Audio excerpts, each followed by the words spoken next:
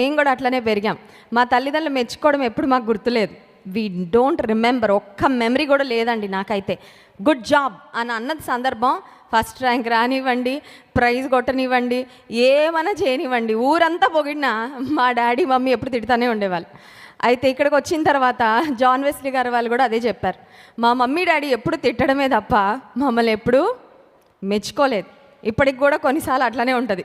మరి ప్రపంచం అంతా పొగుడుతూ ఉంటే కూడా తల్లిదండ్రులుగా మరి వారు ఏమనుకుంటారంటే, పొగిడితే పిల్లల యొక్క అభివృద్ధి ఎదుగుదల ఆగిపోతుంది, ఇంకా అన్నీ సాధించేసాం అనుకుంటారని తల్లిదండ్రులుగా కొన్నిసార్లు తిడుతూ ఉంటాం, లేదంటే వారిలో ఉన్న లోటుపాట్లు సరిచేయాలని ఆ విధంగా మనం మాట్లాడుతూ ఉంటాం. కానీ ఒక బంధము, ఒక ఇద్దరు వ్యక్తుల మధ్యలో బంధము బలపడాలంటే చాలా ప్రాముఖ్యమైన అనుభవం ఏంటంటే ఒకరిని ఒకరు మెచ్చుకోవడం. ఈ మెచ్చుకోవడం అనేది, మెప్పు అనేది ముఖస్థుతి కొరకు చేసే మెప్పు కాదు, లేదంటే లేనిది ఉన్నట్లుగా చెప్పేది కాదు, ఎగ్జాజరేట్ చేయడం కాదు. కానీ ఉన్నది ఉన్నట్లుగా మెచ్చుకున్నప్పుడు నిజంగా ఎదుటి వ్యక్తికి కూడా అది ఎంతో ప్రోత్సాహకరంగా, ఎంతో ఆశీర్వాదకరంగా, మరి వారు కూడా ఇంకా బెటర్ అవ్వడానికి అది చాలా ఉపయోగపడుతూ ఉంటుంది.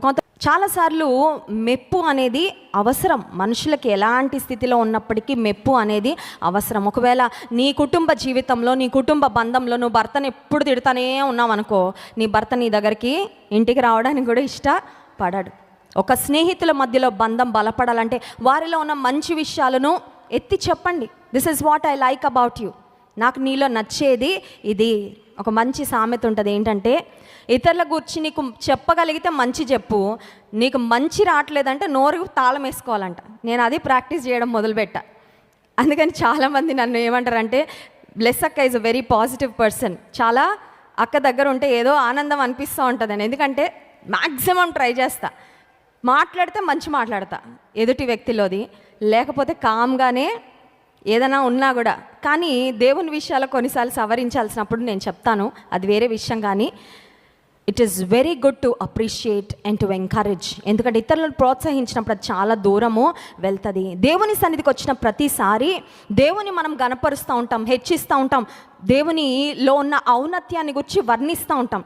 కానీ పరమగీత గ్రంథంలో ఉన్న ప్రత్యేకత ఏంటంటే, ప్రియుడు కూడా ప్రియురాలిలో ఉన్న విశేష లక్షణాలను, ప్రియురాలిలో ఉన్న ప్రత్యేకతలను ఆయన కూడా ఎత్తి దాన్ని గురించి మాట్లాడుతూ ఉన్నట్లుగా మనకి కనబడుతుందండి. మన పరలోకపు తండ్రి, మన ప్రాణప్రియుడైన దేవుడు కూడా మనల్ని చూసి హీ వాంట్స్ టు అప్రిషియేట్ అస్. ఆయన మనల్ని మెచ్చుకోవాలని, ఆయన మన యందు ఆనందించాలని దేవాది దేవుడు కోరుతున్నాడు. ఇక్కడ ప్రియుడు ప్రియురాలిని గూర్చి చెప్తున్న మాట ఏంటంటే, నీవెలా ఉన్నావంటే తాళవృక్షం అంత తిన్నని దానవు. తాళవృక్షం ఇంగ్లీష్ బైబిల్లో ఏమనుందంటే పామ్ ట్రీ అనే మాట.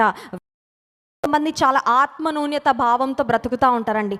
వాళ్ళకి చాలా లో సెల్ఫ్ ఎస్టీమ్ ఉంటుంది. కొన్ని సంవత్సరాల క్రితం నా దగ్గరకు ఒక చెల్లెం వచ్చింది కౌన్సిలింగ్ కొరకు. చాలా డిప్రెస్డ్గా, చాలా లోగా వచ్చింది. ఏంటమ్మా పరిస్థితి అంటే, నాకు సంబంధాలు వస్తున్నాయి అక్క, ఏది కూడా సెట్ అవ్వట్లేదు. నాకు ఒకటి నా మనసులో బలపడిపోయిన ఒక ఆలోచన ఏంటంటే, నేను అందంగా ఉండను, నేను ఎవ్వరికీ నచ్చను, నాకు ఒక మంచి లైఫ్ అనేది ఇంకా రాదు అని డిసైడ్ అయిపోయిందండి. She was very depressed. అయితే ఆ రోజు నేను తనకి ఇచ్చిన కౌన్సిలింగ్లో ఒకటే పని చేశా, మాటికి ఒకటే చెప్పా, you are so beautiful, you are so blessed. నీకు ఇప్పటివరకు ఎవరు చెప్పలేదమ్మా, నేను చెప్తున్నా, చాలా అందంగా దేవుడు నేను చాలా చక్కగా సృష్టించాడమ్మా, నీకు మంచి జీవితం ఇస్తాడు దేవుడు, ఏమీ భయపడద్దు, ఏమీ బాధపడద్దు. ఆ తర్వాత తనకి మంచి భర్తనిచ్చాడు, మంచి బిడ్డనిచ్చాడు, చాలా మంచి లైఫ్ ఇచ్చాడు. తను ఇక్కడ మన చర్చిలో కూడా వచ్చి సాక్ష్యం చెప్పింది. She shared how God lifted